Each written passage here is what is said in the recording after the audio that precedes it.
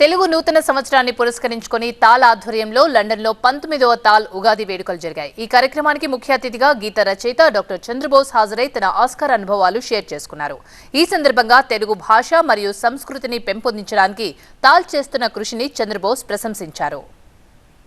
తెలుగు నూతన సంవత్సరాన్ని పురస్కరించుకొని టీఏఎల్ ఆధ్వర్యంలో లండన్లో 19వ టీఏఎల్ ఉగాది వేడుకలు జరిగాయి.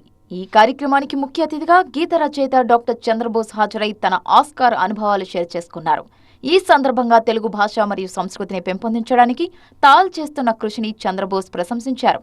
చంద్రబోస్ గారు for the Tal Cultural Excellence Award 2024 in recognition of the outstanding contribution to the Telugu film industry. Give him a big round of applause. So this is our recognition. We are proud to say that. Yes, మీరు ఎంత గట్టిగా support ఇవ్వండి అంత ఆనందం అండి మాకు. అందరికీ నమస్కారం. నేను ఇప్పుడు లండన్లో ఉన్నాను. తాల్ వారి ఉగాది వేడుకలకు వచ్చాను. తాల్ అంటే Telugu association of London. Oscar award తర్వాత చాలా దేశాలు సందర్శించాను, చాలా చోట్లకు వెళ్ళాను.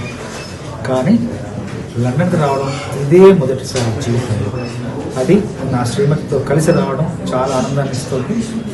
ఉగాది వేడుకలు చాలా ఘనంగా, వైభవంగా, అంగరంగ వైభవంగా జరిగాయి. ఉగాది వేడుకలు ఎంతోమంది గాయనీ గాయకులు, హైదరాబాద్లో వచ్చిన గాయనీ గాయకులతో కాకుండా ఇక్కడ స్థానిక గాయనీ గాయకులు, కళాకారులు, ఇక్కడి నాట్యకారులు ఎంతో అందంగా, ఎంతో అద్భుతంగా తమ కళా ప్రదర్శన చేశారు. అందరినీ అలరించారు.